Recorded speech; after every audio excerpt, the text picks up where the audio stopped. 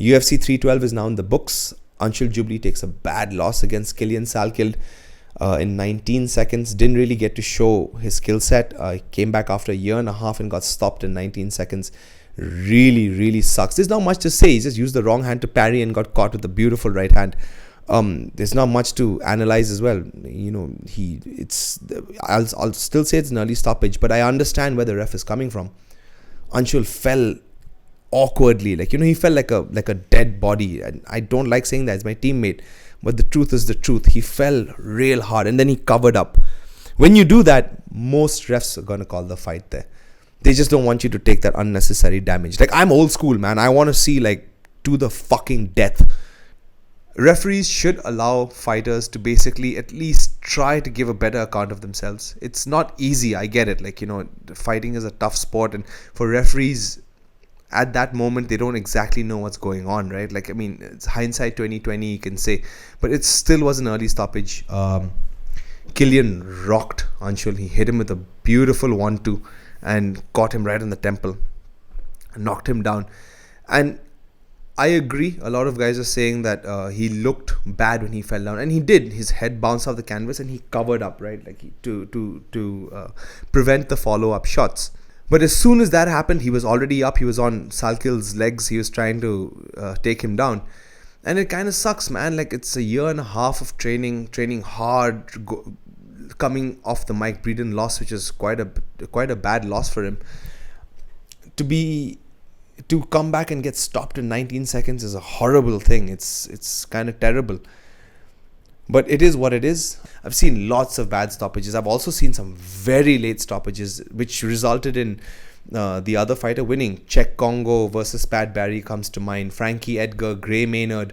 So many of these. He didn't win the fight, but Izzy versus Strickland. Izzy got dropped bad, right? You could see his entire body twisted, head went limp, and it's basically what happened was he got a flash knockout.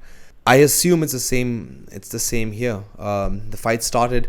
Quillan Salkilld threw a 1-2. Anshul used the wrong hand to parry, which is he used the opposite hand. And you could see when he got hit, his arm was here. It wasn't here. It wasn't protecting him. He wasn't protecting himself. His hand was here and he got caught clean with a blow. And it was a good shot.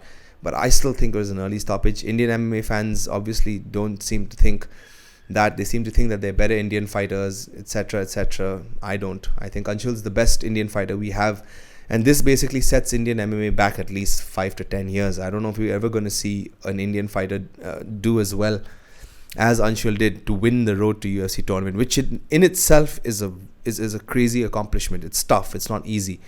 Look, these guys are there to fight. They know the risks they're taking. Right? Give them a little bit of time and let them take that shot. Let them take that extra shot. It's okay. Right? They know what they're getting into. Let them take that extra shot, and if he's gone and if he gets put out clean, he gets put out clean. No questions asked. No bullshit. No nothing. It is what it is. Congratulations to Quillan Salkilld. Beautiful. He came out with a vengeance and took the fight to Anshul. With the first shot he threw, caught him. Right? But the real question is, what's next for Anshul Jubli? I think he's on a 4-fight UFC contract, which is the most basic contract there is. I don't know. I hope, honestly speaking, looking at the engagement, looking at the numbers that he brings, I hope that the UFC give him another shot. He really deserves it.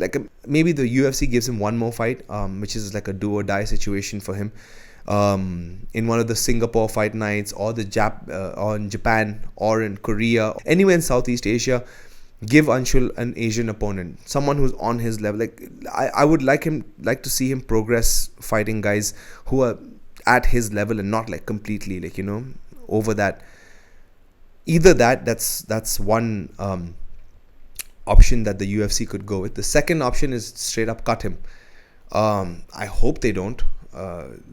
It was an early stoppage, so maybe using that thought process, maybe they give him another shot, taking on another Asian fighter. But as far as I'm concerned, I would like to see him fight once more in the UFC. If he loses, then yeah, I understand that maybe he's not cut out for that level, and we all need to reevaluate how we train in mixed martial arts in this country as well, and the fighters we're producing, right?